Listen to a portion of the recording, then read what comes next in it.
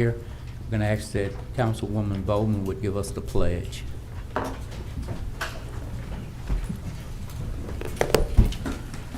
Everybody's about to hear. Gracious Father, we come in today. We just want to praise your name. We just want to bless you, Lord. I ask that you continue to watch over the city, Lord. Please bless all those families that have loved ones that was victim of any type of gun violence or any type of violence over the past weekend. We had a rough weekend this week. We ask that you continue to bless this council. We ask that you bless our mayor. We ask that you order our steps. Allow us to be your will and not our own. We ask this and many of blessings in your daughters. In Jesus' name we pray. Amen. Amen.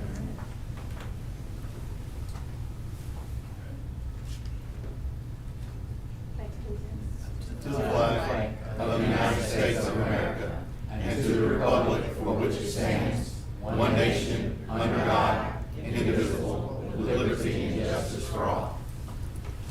Thank you. Madam Clerk, would you call the roll, please? Councilwoman Taylor, present. Councilman Brooks. Here. Councilman Jones. Here, ma'am. Councilman Butler. Here. Councilman Jackson. Here. Councilman Green. I'm here. And Councilwoman Bowman. Thank you. Present. Tomorrow, I will entertain a motion to approve the minutes of the administrative conference Monday, January 6, 2023, and the city council meeting Tuesday, January 10th, 2023. Does any member of the council have any awards, recognition of distinguished guests not to exceed 15 minutes today? Mr. Chair, is Yes. Chief Smith available? Chief Smith? Yes.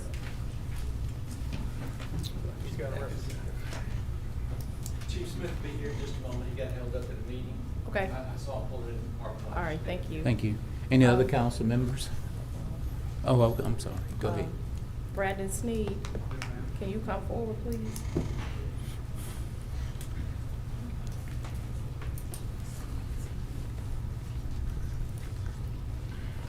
Yes, ma'am. Can you give us, good afternoon, could you provide us an update about tomorrow's meeting with the water department, what you need from council?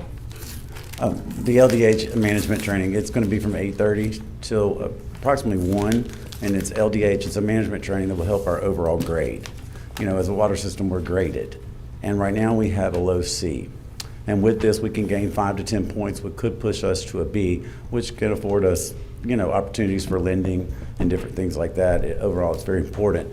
And it's mainly for the elected officials like, you know, Honorable Mayor and our CFO and you guys. I sent it all to your calendars, and so I'd love to have y'all there.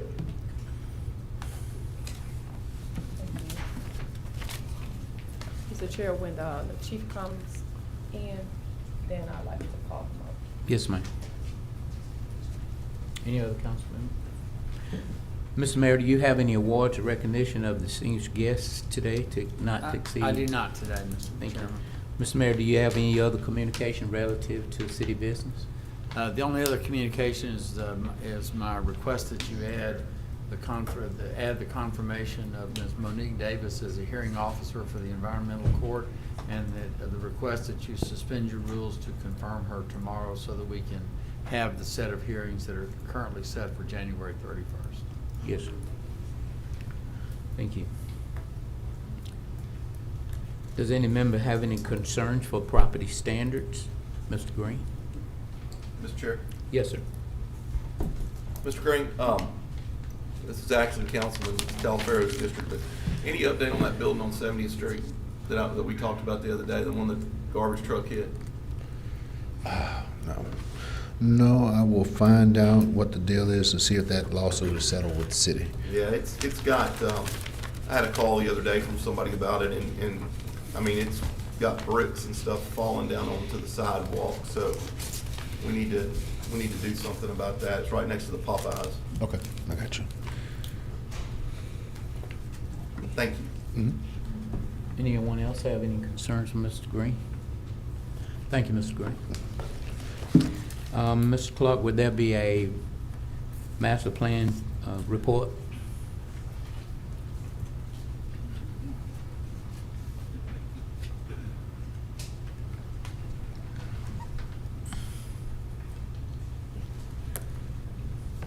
Not a very long report, Mr. Chair, but I just wanted to share with the council that we have been going through some, as you well know, on last year you appropriated funds to do a master plan update, which will be starting pretty soon, to take a look again at the Great Expectation 2030 master plan that was adopted back in 2010.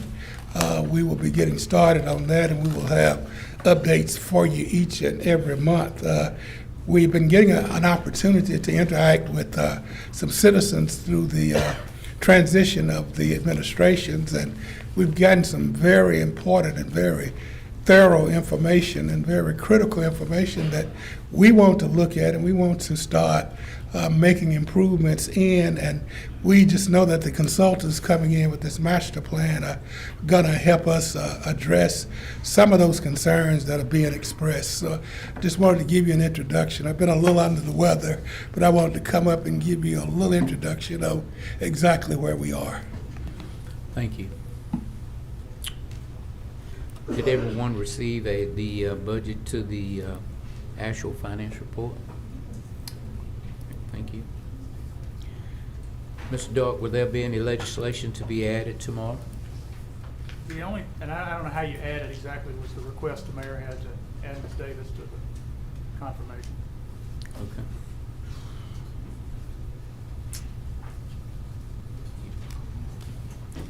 Okay. Today we will hear public comments on non-agenda items and also agenda items. The vice chair will control the time and the speakers. Carla Bunton.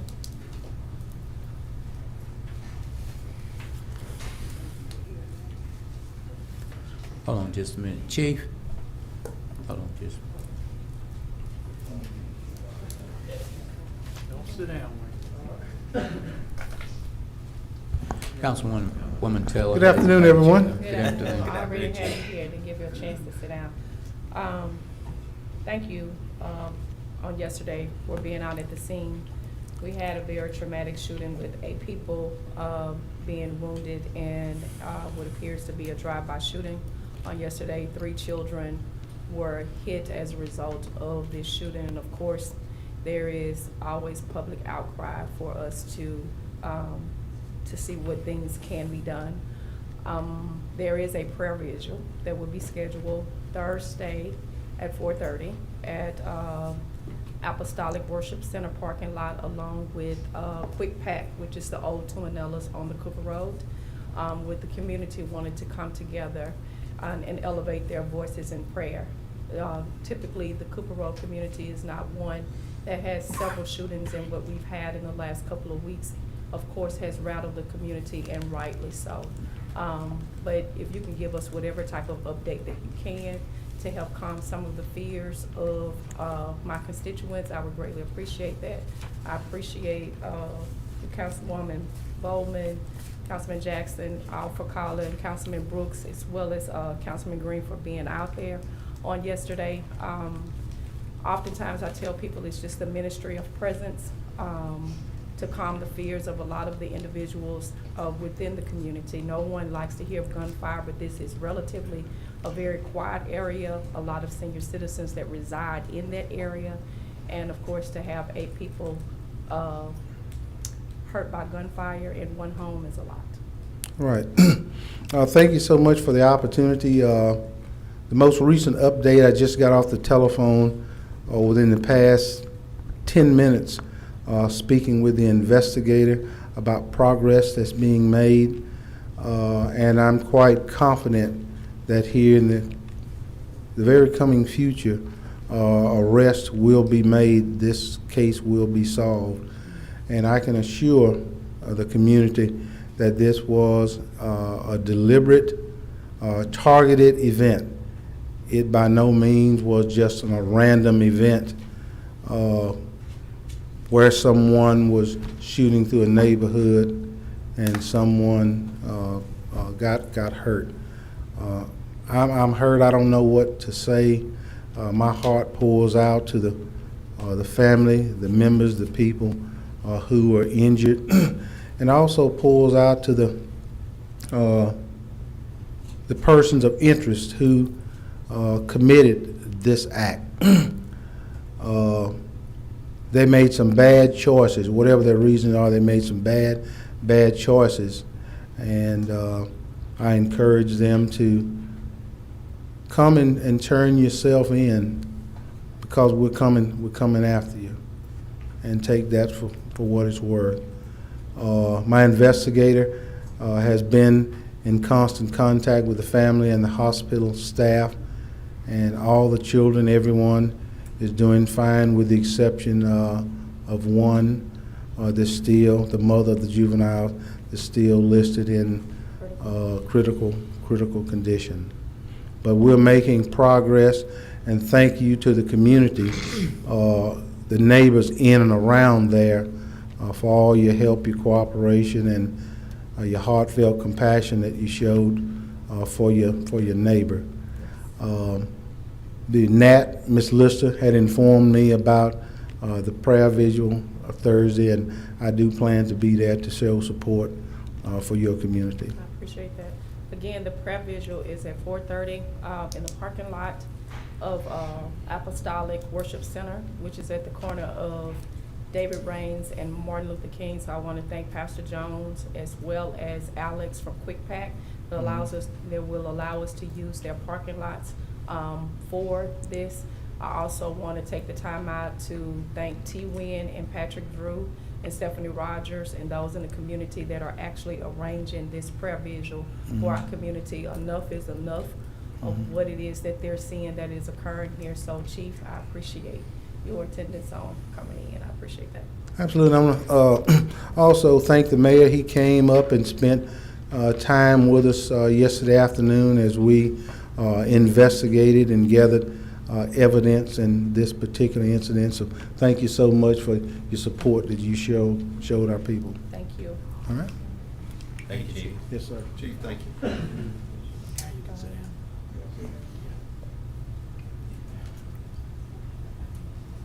LaBrandon Giles.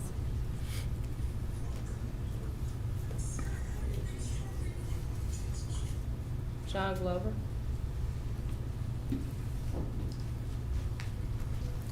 Good evening. John Glover, 9100 Walker Road, apartment 217, Shreveport 71118.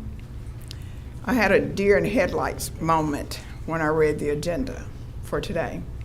Specifically Resolution 7, which is asking for a liaison between me and my representative that we elected. Now, I was puzzled because I'm thinking you have the clerks that administer and do for the council members, and yet you're asking us to go to someone other than you for any information or to provide any information. Makes little to no sense at all. Now, what I did not see was who it was that you are contemplating giving this job to. And how much are you planning on paying them? Because with all the duties that you didn't put in your resolution, I came up with some questions on my own. And it's just not good business. You all rallied and you did all you could to be elected to your positions. You told us, we the people, that you would be our voice, not giving you a blank check, but giving you the opportunity to make sure that I am aware of what is going on in my district. Now, it was my council member who proposed this legislation. I'd have to ask why. Yes, he's been in that seat since December 2021. If I'm not mistaken, it's when Governor Bell Edwards gave you that job. May have been 22. But either way, he came to our community and said, trust me, I work for you, as I'm sure all of you have said to your constituents as well. Never was there a mention again of a liaison. Why do I need one? Why do you need one? Are you too busy to do the job that you vied for, that we went to the polls and voted for you all? Now again, you have a clerk of council, you have a chief deputy clerk of council. They provide information. So what specifically is it that you're saying that you want to give us that you don't want to give us? I don't understand this. And because of that, and you put it on the first, what is it called? Resolution on second reading and final passage. Really? Really?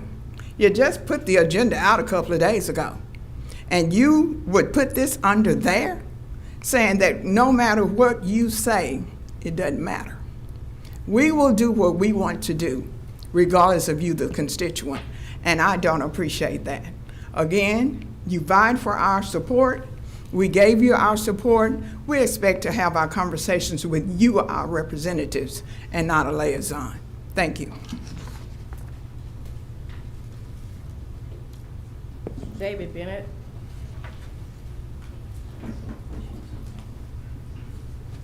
Mr. Bennett, you have 3 minutes. I'm sorry. You have 3 minutes. Yes, ma'am. Okay, I'm from Kilgore, Texas. I currently live in South Shreveport. I stood on oil and gas wells for 4 decades, and I'm wanting to brief y'all on over 4 decades of research work, and it's what Shreveport, state of Louisiana, and our whole nation is facing. It's actually a global event.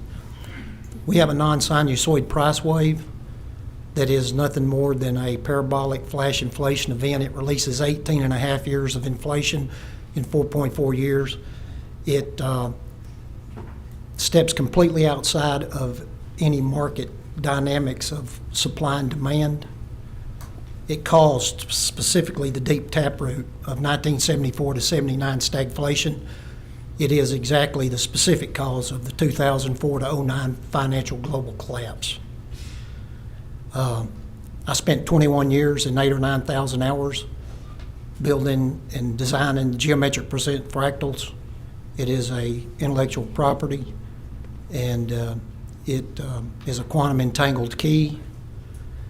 And what it's telling us, the geometric percent fractals, at the end of 2038, we're looking what the geometric percent fractals price target of $354 crude oil, $37 natural gas, and a CRB index of 870 to 880. And so what we need to do is, are y'all aware of the Invention Secrecy Act of 1951? What that is, it basically, there's about 6,000 patents locked up in the United States Patent Office, and one of them is frequency-specific cold plasma electricity. Space Force that President Trump said he just opened up and started, I've got hard factual evidence that they've been around since 1961. We have industrial military complex using this technology today, right now. 2 months after Trump announced they were going to start up, I looked and did the research. There was almost 17,000 Space Force individuals scattered over 5 Air Force bases. So what we're looking at, $354 crude oil will put out $10 to $12 gasoline and diesel fuel out the back of the oil refinery. Then you got to put refining cost, destination delivery, and a few cents for the gas stations. This is going to devastate. Vice Chair. Thank you, Mr. Bennett. Ms. Bunting.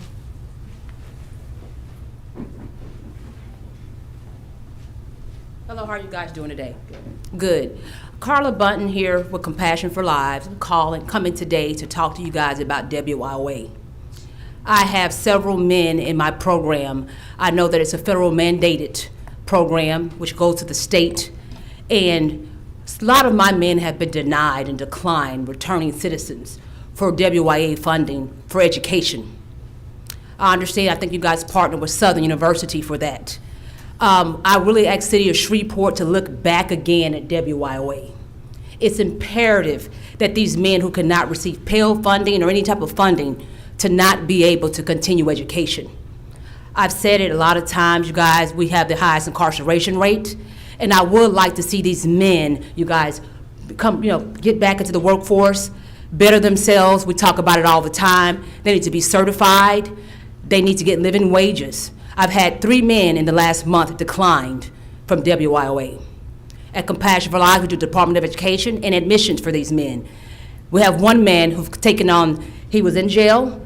He got his bachelor's degree, communications, but he took advantage of that bill that Barack Obama put out for those incarcerated.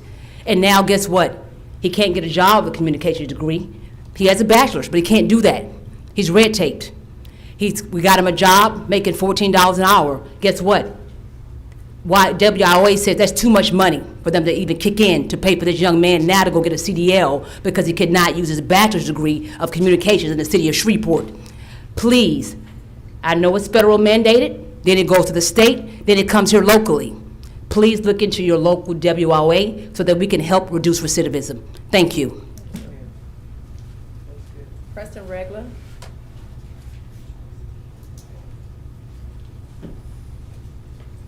That concludes public comments. Thank you. We have no executive appointments to be considered today. There are no items on the consent agenda for introduction or to be adopted. Mr. Dark, would you proceed with regular agenda legislation? Yes, sir, thank you. 166, you all postponed until March 28th at the last meeting. Resolution 2, we talked about last time, authorizes the mayor to execute a right-of-way easement agreement for an oil pipeline. We get a little less than $14,000 for it, and it's not near anyone's home, so that's a good thing. Resolution 4 accepts a dedication for Ardenwood Street, this little subdivision right off of Kingston Road. I believe it's in Mr. Jackson's district. Streets meet the city standards, and city engineer's office recommends approving that one. The next one starts a whole series of what we might as well bring Shelley to the front row, because these are all related in one way or another to events that SPAR facilitates. Resolution 5 suspends certain privileges or certain portions of the Unified Development Code, basically to allow the Mardi Gras parades, people that are watching them, to have outdoor dining and outdoor alcohol. That's, I think, something we do all the time. It just has to be done in order for the parades to go the way they normally go. 6 is also related to the parades. It suspends certain provisions of Chapter 50. Basically, it's going to prevent most motorized vehicles, other than those being used by folks with disabilities and folks with law enforcement or event services, to have those out there during the parades. Is the feeling that having those out there are detrimental to public safety. 7 is your resolution to create the Director of Council Affairs. We would not have any comment on that. That's, if you guys want to talk about it, that would be fine. Mr. Dart. Yes, sir. Can you go back over number 6 again? Sure. Shelley, you want to come up and help me with this one? Basically, what it does is it makes it impossible, or would make it unlawful, I believe, for people who are out at a Mardi Gras parade to use motorized golf carts or motorized scooters or whatever, because the feeling is that those are, people. There's so many people on foot that it's a concern. Shelley, you got anything else on that one? Right now, it reads that along the parkway, motorized vehicles such as four-wheelers, side-by-sides, golf carts can be used. I was talking to the chief when we were talking about introducing this, because we introduce it every year, to suspend that rule so that people cannot do that, because it does get dangerous with the four-wheelers, the side-by-sides, all of those things that people bring out, that we need to go in and probably update this ordinance to make it illegal all the time.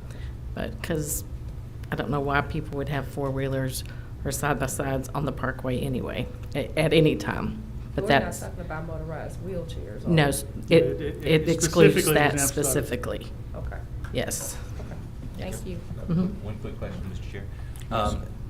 Ms. Regal, is there any limit to the type of propulsion that's necessary for any one of these vehicles? In other words, I see a lot of electric vehicles, electric scooters, and so forth. Would it be prohibiting any kind of motorized, regardless of how it's powered, any kind of motorized vehicle, whether it's a scooter, or anything else, so it would be Yes. all inclusive, correct? Yes, sir. Okay, thank you. And this is Thank you, something Mr. that Chair. has been in effect in prior year parades, correct? Yes. And the chief and also talked last week, we have not done, we used to do a press conference before Mardi Gras. I'll probably remember telling everybody the rules, really talking about it. We haven't done that in several years. COVID, one reason. So we are going to be doing a press conference just to talk about the do's and don'ts of Mardi Gras so that we can all have a good and safe time. Thank you. Thank Might as you. well stay up for a minute just because of what's next. Anyone have any other questions or comments on any of these items? If not, Mr. Dart, would you proceed with introduction of resolutions not to be adopted prior to February 14th? Yes, sir. The next 10 of them are all things that come through SPAR, and these are basically, SPAR facilitates a large number of community events during the year. And they range from something as large as the Red River Revel to something the size of the Mount Olive Baptist Church Homecoming. But we facilitate those by providing equipment, by providing manpower to do cleanup and all sorts of things. 8 through 17 are all resolutions in effect that will establish the grounds under which we'll do those for the next 3 years. They range from, let's see, I mean, 8 is an event that Cooper Road USA has in April. 9 is Mudbug Madness. 10 is the Black Wall Street Expo at Riverview. 11 is the Mount Olive Baptist Homecoming. 12 is a series of events Theater of Performing Arts does. 13 is the Crawfest that is facilitated by SPAR and Pinpoint Events. 14 is the Revel. 15 is a series of runs that the Red River Road Racers put on. 16 is the Let the Good Times Roll Festival, and 17 is the Battle of the Gumbo Gladiators. They're all very similar contracts that basically say that we will help these civic activities happen. Are there any questions from any council member on any of these items? Thank you, Shelley. Any questions? Mr. Chairman, Yes, sir. Ms. Regal, these are typically, just over the last 4 years, we just sporadically have been doing these, right? We did, when we did all the ones at Festival Plaza, we did all those at one time. So one year we did about 8 or 9 of them at one time. But you'll see more coming. We've got the Independence Bowl contracts up for renewal. We have quite a few that are up for renewal this year. So you'll have more coming. Just like a couple, like the Crawfest and things like that, they typically have come like right at the time of the festival. So I appreciate y'all getting this out to us sooner for us to be able to not be always in a rush to get the funding for these. I'm not against the funding in any, I think that they bring a lot to our community, but I think that it's always seemed to be somewhat haphazard over the last 4 years. And you've had people that are putting these events together that have been worried they're not going to get their funding. So I think this is good, and I'm glad to see it. Okay. Thank you. Are there any other questions or comments on any of these items? Thank you, Shelley. Thank you. Mr. Dart, would you proceed with introduction of ordinance not to be adopted prior to February 14th? Yes, sir. Ordinance number 3 is a companion to your resolution number 7. It would provide the funding for the council position that resolution 7 creates. Ordinance 4 is an amendment to the riverfront budget. As some of you are aware, the past administration had an in-house economic development staff, which we are choosing not to do and to use more of the private sector partners. There was some money in the riverfront development budget to fund some of those in-house positions, which we're proposing in this amendment to reallocate. We're taking $250,000 out of salaries. We're putting $125,000 of that in reserve, and then we're putting $125,000 into 2 other activities. $100,000 into something that was promised by the prior administration and commitments made, and no funding ever got done. And there's a private group that's working to put together a yellow fever monument for the city-owned Oakland Cemetery, and it was agreed apparently to do that, and then funding never happened. So we're putting that in this ordinance, as well as an additional $25,000 for the North Louisiana Economic Partnership, which sort of goes along with our belief of trying to put some of that into the private sector and not into city employees.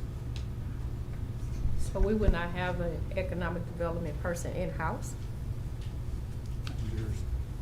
That's correct, not at this time. We won't have a director either? You'll not have a director of economic development in-house. That'll be handled in the mayor's office or through other departments as we facilitate those activities.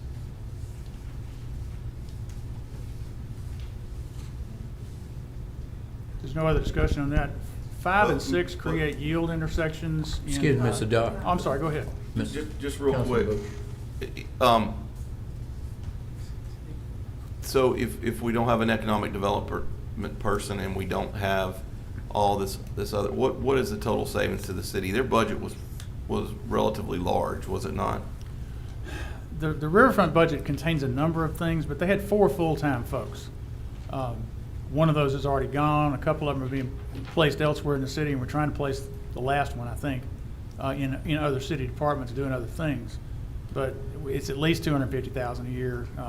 We're trying to, because some of those people are still here and we're phasing them down, just trying not to get too close on the dollars.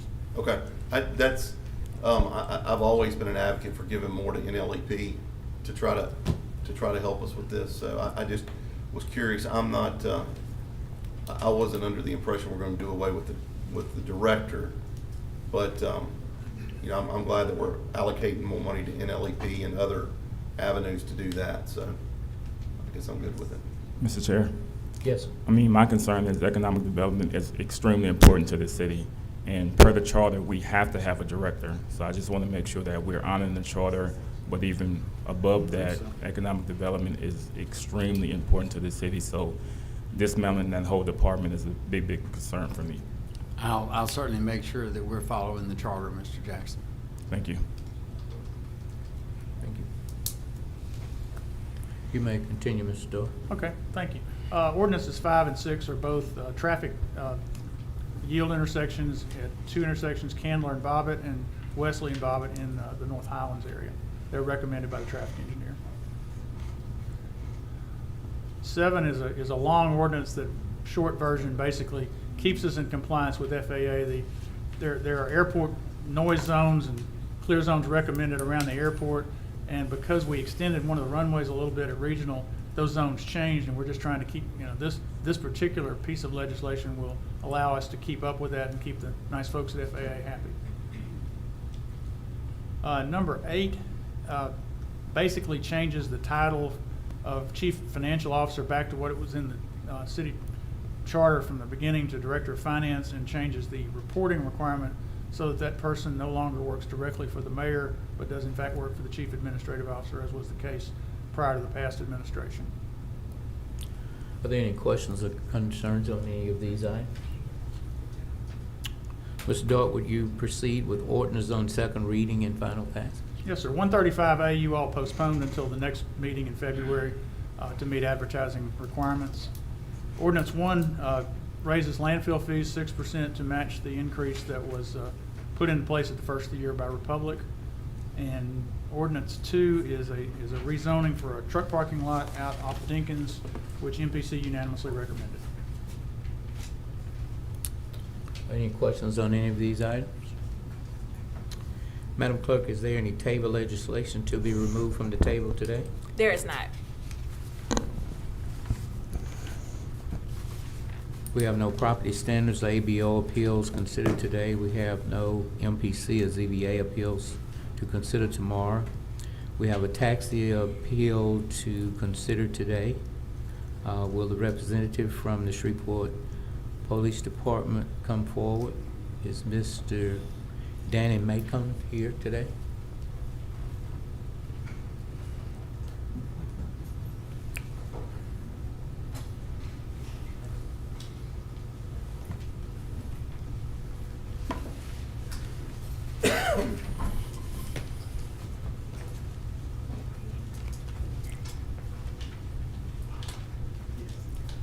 Thank you, Mr. Glass. Bradley, will you just give us an update on what this case is about, and then we'll go from there?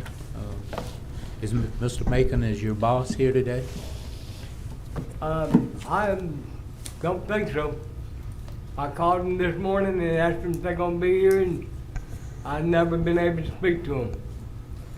Well, the case that we have before us was that your boss would be here today to verify that he was in agreement to hire you as a taxi driver, and that's why it was delayed. So without... All I know, sir, is I was told if I get the permit, they put me in a cab.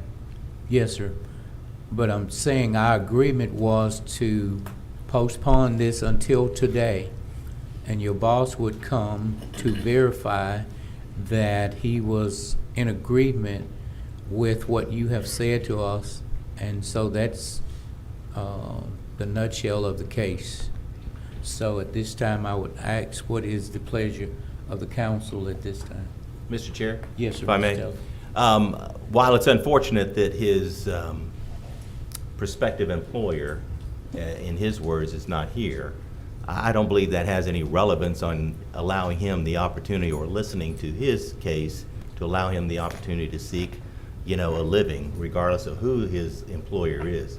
We're not here to make sure that we're the end-all be-all to select who his employer or anyone's employer shall be. We're just here to make sure that the process works. Thank you, Mr. Chair. Yes, sir. So that's where we are. Mr. Chair? Yes, sir. Councilman Booch? The, one of the charges, and I don't think it went anywhere, was there a sex offender charge of some sort? Can we get a little more clarity on that if we're voting on this today? Mr. Chair, before Corporal Gus Bradley speaks, can we make sure we swear in everyone who's... Okay, thank you. Do you swear to tell the truth, the whole truth, and nothing but the truth, so help you God? Yes. Nothing but the truth. All right, thank you.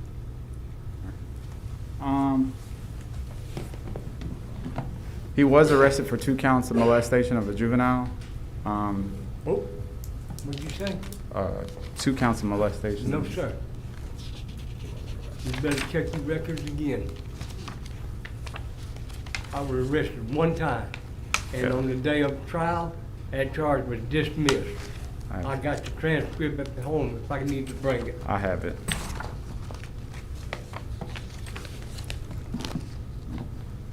The question that I have is, what are the particulars to that case? I guess I did look through the court documents or the minutes. He was staying with someone, and they had a son. And upon arrest, he was in possession of needles and cocaine, I want to say. And I'm not sure what happened.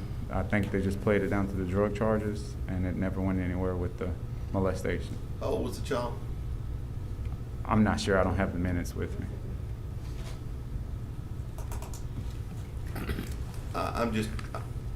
That's one thing that I'm sensitive to due to the fact of the death of that child down in DeSoto Ferry. That concerns me tremendously. I'd like some more particulars on that. I can tell you the particulars, sir. Go for it. All right. I can't remember the exact day or year, a month rather. I think it was June 4th, 2004. I was staying with my stepbrother, taking care of the house because I was not working at the time. I was getting unemployment, using my unemployment at the house. My stepbrother let his wife move in. She got mad at him because he got on to her for not cleaning up around the house. Shortly thereafterwards, the police came and arrested me for child molestation. And then on the day of trial, it was brought out where the grandfather, the father, and my nephew went in front of the DA and said that the mother put him up to saying it. And charges were dismissed. How old was the child? I'm not exactly sure, 7, 8. Okay. But I got the transcript at the house where all of this is said. If I need to bring it, but I was not convicted So that shouldn't even be brought up. And also the fact that I've asked for documents that I gave to the police department back in the 80s, and they cannot produce it, where it showed that simple burglary charge that they're talking about was vacated, set aside with a double jeopardy clause in federal court. And I've asked them several times for this document that they have in their records, and they have not been given it, nor even the docket number where I can go to the federal court and get the document again.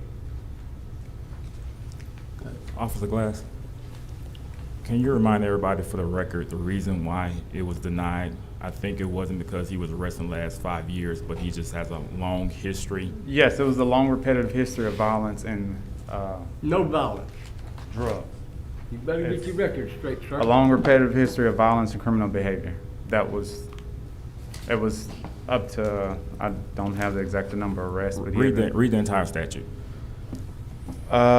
he has not been convicted of any felony or misdemeanor involving moral turpitude defined for the purpose of this article as a long or repetitive history of violence or criminal behavior against criminal laws of this state, has not served any part of a sentence, therefore within 5 years before the date of filing an application, and is not presently charged therewith or with any felonies, offenses, or misdemeanors set forth in subsection 2 of this section, excepting minor traffic laws, or with violating any of the provisions of this article.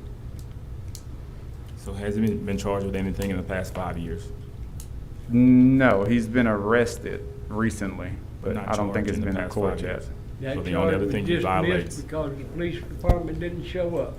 so the only thing he violates is the long repetitive history. Yes. Okay. And that's been over 15 years. Mr. Chairman, I have a question. Yes, sir. Corporal Bradley, did the police never want this man to have a cab permit for the rest of his life or for 6 months or? I'm just going by what's on the books. It's not what we want. It's just, I've never met anybody that's been arrested this many times, and it states a long repetitive history.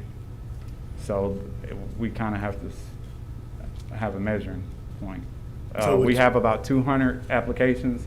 This is maybe only the second one that's been denied in 2 years. Okay. Mr. Chairman? Yes, if I may. sir.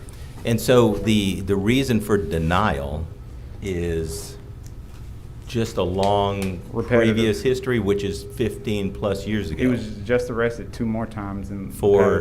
For nonviolent crime.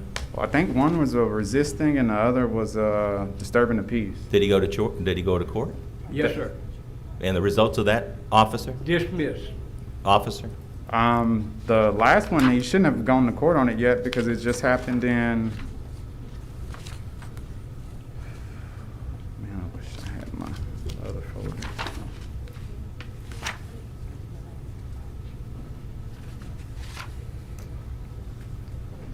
He was just arrested last year.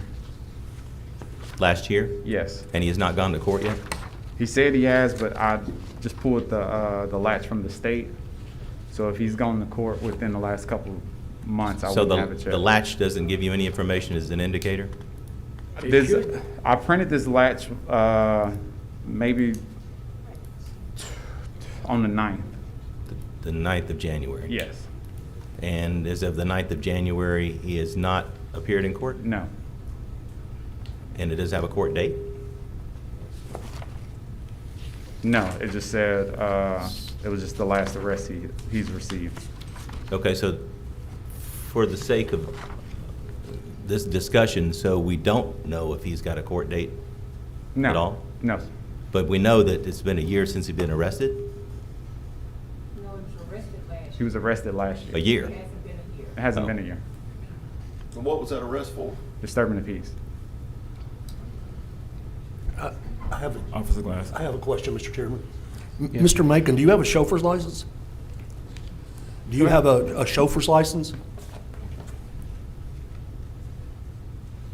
Thank you. Councilman Jackson. It's also got the star on it for the real ID. And if I'm not sure of the month, but you can check with the city court. In May of this year, that charge was dismissed for failure of the police department to show up. And I had a retaliation complaint filed with Internal Affairs about that also. And I knew they wasn't gonna show up in court, neither the supervisor nor the officer that arrested me. I asked for both of them to be in that courtroom when the charges got dismissed. And when we got in front of the judge, the DA said the charges would be dismissed. Councilman Jackson. Officer Glass? Yes. Approval of this license, will this allow him to be able to drive his own personal cab, or would he have to work for a company? Give him the opportunity to apply for a company, one of the companies here locally. So he will have to work for a company. He can't Unless he be started on his- the operate, drive his own If he cab. started his own company and got at least 10 taxis, he could. If he started his own company, he could. Yes. And got 10 taxis? Yes. Okay. Would that require approval from you guys? It would be the same background check that I just did. Okay. But at this time, he's applying for a license to work for another company, right? Yes, the operator's license. Mr. Chairman? Yes, sir. One last question. Yes, sir. Since, I mean, ultimately, I think the way this is set up, the chief is the ultimate decision maker on this. And then if they don't like it, then they can come and appeal this. Chief, I'm assuming that you looked through this and you agree with what the initial denial, you agree with that?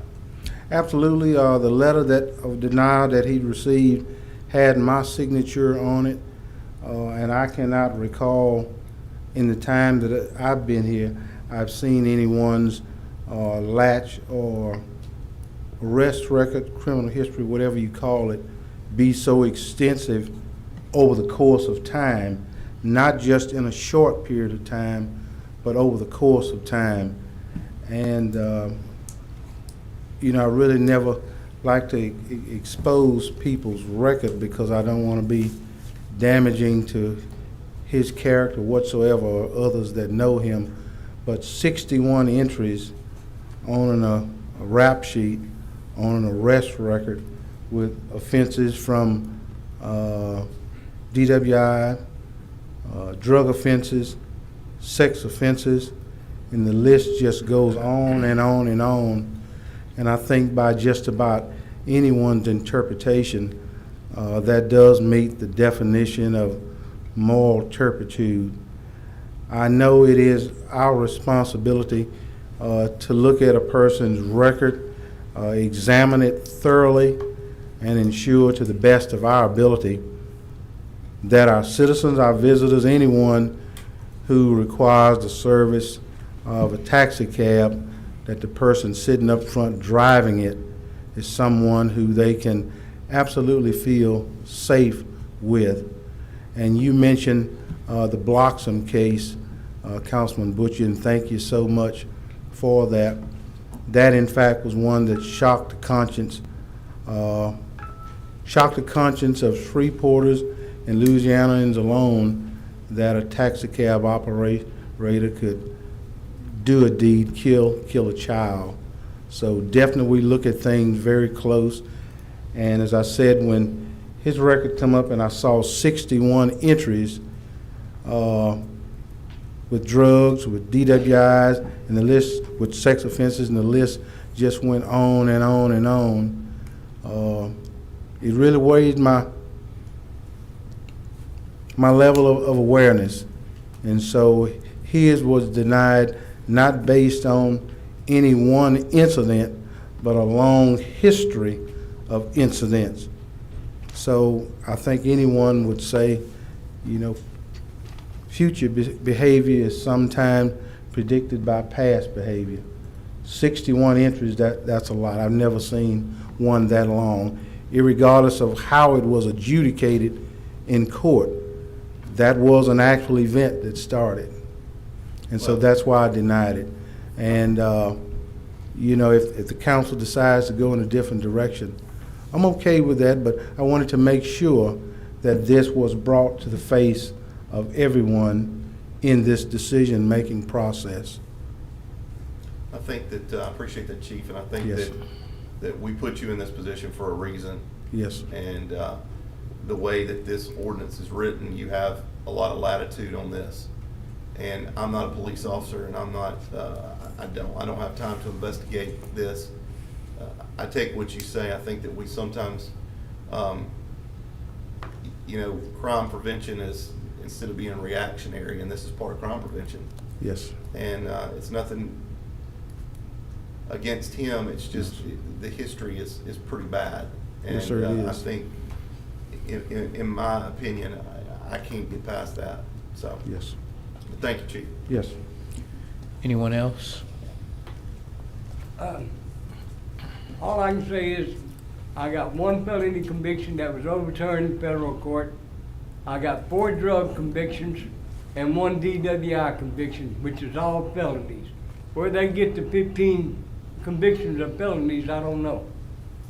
Okay. But I know there's a burglary charge that was vacated, with that sentence being vacated and set aside in federal court right here on Fannin Street with a double jeopardy clause. And that's one of the things that they're bringing up quite a bit, the burglary from 1977. I did my time on it, got out, drove a taxi cab after I did that, because that's why the document comes up in play that I brought to that office to show that that charge was vacated and set aside with a double jeopardy clause. And I've asked them for that copy of that document because I can't remember the exact date, but if I had the docket number, I could go to federal court and get that document again. All right. And as far as the molestation of a juvenile, like I said, that charge was dismissed. I got the transcript at the house saying this. And I ain't got but 6, 7 felonies altogether, maybe 6. And one of them was vacated and set aside. The rest of them are misdemeanors. I don't know if that's something to brag about, honestly, but I call for the vote, Mr. Chair. Well, you say you don't have a 6. Huh? And I got one other question. Mr. Macon, all those charges prior, like, with the exception of the recent ones, all that criminal history was like 15-plus years ago? But the last time I was arrested for drugs in 2005. And Chief, if I may, you mentioned multiple sex offenses. Do we have documentation of those I got the offenses? transcript for that one Hold on, just, charge. Mr. Macon, hold on just a minute, sir. It shows up on his state latch history. Right. There is Which no any law multiple enforcement charge. agent, anyone in the world Sure. has access to. So whether he was convicted, set aside, or whatever the case may be, what comes up, okay, yes, so here's 2 right here. 2 what? Mr. Macon, you gotta wait until your turn. In Bossier City in July 29 of 2004. 2 counts, right? Yes. 2 counts. 2 counts of, Molestation of a juvenile.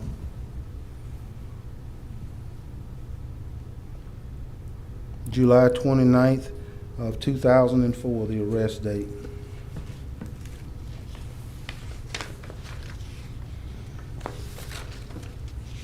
And you don't know the outcome there, Chief? I'm sorry. No, so the criminal history report doesn't give that. Okay, just for the record, that there is 61 entries, and out of that 61, you have a number of the penalties, or what he was fined, et cetera? It appears to be that many arrests, and that's pretty extensive over your lifetime. But we don't know how many he was actually convicted of there? No, sir, Okay. do not.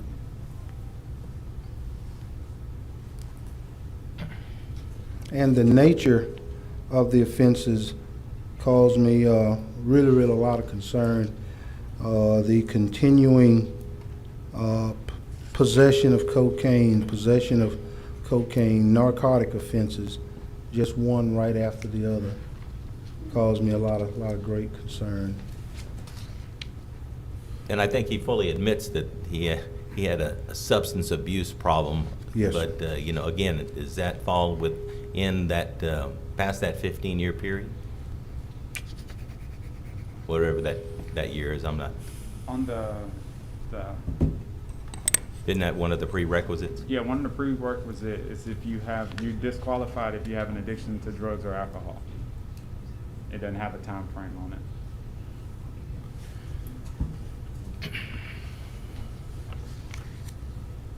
So on their application, they'll either answer yes or no if they're addicted to drugs or alcohol.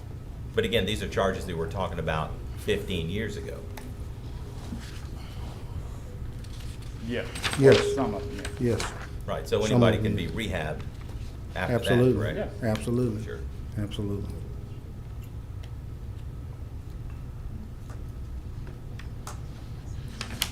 Mr. Chair. Yes, sir.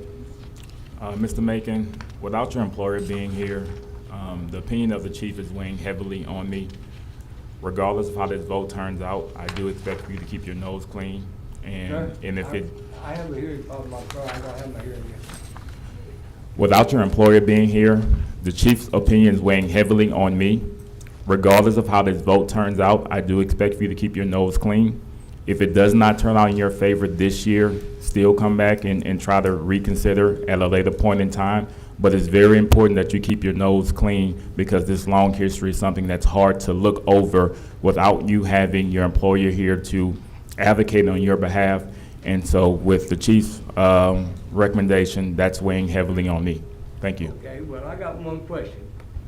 In 2004, might have been June 29th, but there was only one person, not two. And they need to get that straight. That was dismissed. Like I said, I got the transcript at the house. Y'all want to see it. I knew this was gonna happen, but as it's been brought out, the ordinance says no convictions of any kind within a 5-year period prior to applying for this application. There has been no felony conviction in over 15 years. The last misdemeanor conviction I had was possession of marijuana in March of 2017. And I went to court, took my charge, the judge gave me credit for time served, and then I found out I was diagnosed with cancer, and that's when I started doing the marijuana, and that's why I got arrested for it again. Because marijuana I get it legal now. Because of me having cancer, me going through chemo, and I do not have a pancreas. And that helps me eat. And I ain't had never no sex charge of 2 people. The only one was my nephew, and that was it. And that was dismissed. I was waiting to go to trial on that. And I asked my lawyer to do what was done the day of trial. And she had me locked back in my cell when I tried to get her to do the same thing. Mr. Macon, are you addicted to anything, any substance now? Sir? Do you have any addictions now? No. I haven't done, when I did drugs, I was shooting it with a needle. I ain't touched a needle in over 10 years. When I quit May 1st, 2012, when I got put in the city jail. Yes, sir. Chief, how long is his permit? If we gave a permit today, how long would that permit be for? 365. 1 year? 1 year. 1 year. 7. So, Mr. Macon, let me ask you a question. Yes, sir. Just say if we went on the line and gave you this permit today, what would be your promise to us? My primary goal is to get to work, I'm $775 behind on my mortgage because I lost the VA check and I can't work. If I'd have been working when I applied for this permit on November 15th, I wouldn't be behind on my mortgage now, nor behind on any of my bills. Yes, sir. Like I said, I ain't touched a needle since 2012. Not a drug needle. Diabetic needle, that's a different situation. Yes, sir. Well, Ms. And I did that decision on my own. Yes, sir. Well, Ms. Macon, since you've been coming up here, you seem to be in sound mind. You don't seem to be intoxicated. And I know what your record is. But then I know a man that not only give you another chance, a second chance, but he gives you another chance and another chance. And so, my vote, I'm going to go out on the limb and help you because of what I preach about. And that's my reason that I'm going to go out on a limb. And I'm in Well, hopes. You won't be disappointed, I can tell you that. Yes, sir, Mr. Macon. So, that's where I'm going to be. Is there a motion? Mr. Yes, Chair, sir. just one Yes, quick sir, question for our law Yes, sir. enforcement professionals. In your professional opinion, do you believe this gentleman is a danger to our society based on his record or past 5 years or whatever we can include in determination? Well, I can't gamble on the safety of our community based on him. I saw a definite continuous pattern of poor judgment decisions, and apparently on up until 2021, there was still poor judgment decisions being made. So that definitely leads me to believe that the possibility is good that other poor judgment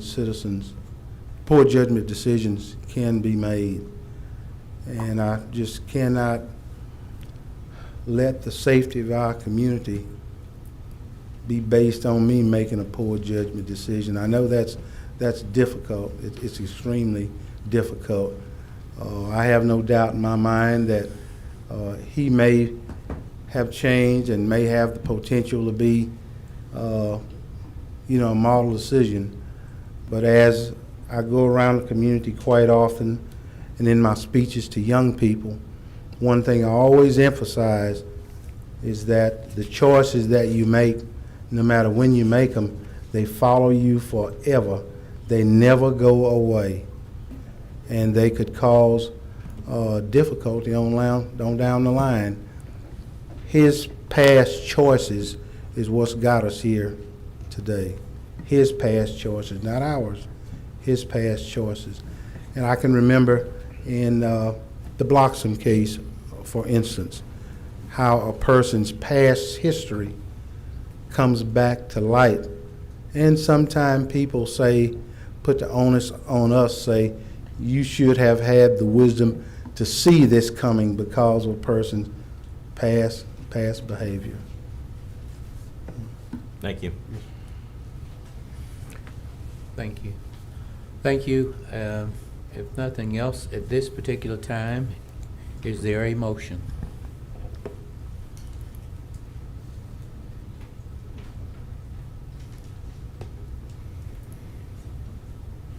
I make a motion to uphold the chief's decision. That has been moved by Councilman Butcher, second by Second. Councilman Jackson to uphold the chief's decision. Are there any questions? Are there any comments?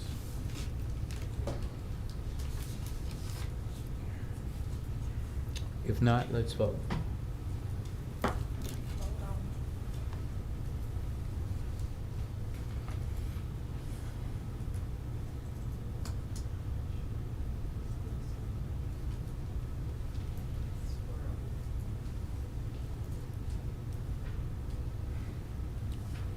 It's their turn. We can do a verbal vote. Councilwoman Taylor? Yes. Can't hear. Councilman Brooks? Oh, we're doing a, Tell us again what we're voting on so everybody hears, please. What we're voting on is Councilman Butcher made a motion. Okay, to uphold. Councilman Jackson seconded to uphold the police department's decision. So Not issuing the license. for not issuing the license. So if you are to uphold the police department decision, you will vote yes. If not, you will vote no. No. Councilman Telefarrell? No. Councilman Butcher? Yes. Councilman Jackson? Yes. Councilman Green? Yes. And Councilwoman Bowman? Yes. So there's 5 yes and 2 no. So the decision is to uphold police department. Thank you. Are there any other? Can I get a date to be in court by? This matter is closed at this particular time. No, sir, it's not closed. Sir, it is closed. I mean, Sir, it is closed. okay, like I said, what date can I be in court by? Yes, sir. Are there any other appeals, Madam Clerk? There are no other appeals on this agenda. Are there any reports from officers, boards, and committees? Madam Clerk, is there a clerk's report? There will be a clerk's report at tomorrow's meeting. Thank you. Executive session, is there a motion to adjourn this meeting? Of course, we do have an executive session at the end of this meeting. So move. If nothing else coming for this meeting is adjourned, and we will go into executive session. Is there a motion? It's a special meeting, not an executive. Special meeting, I'm sorry. Councilman Jackson?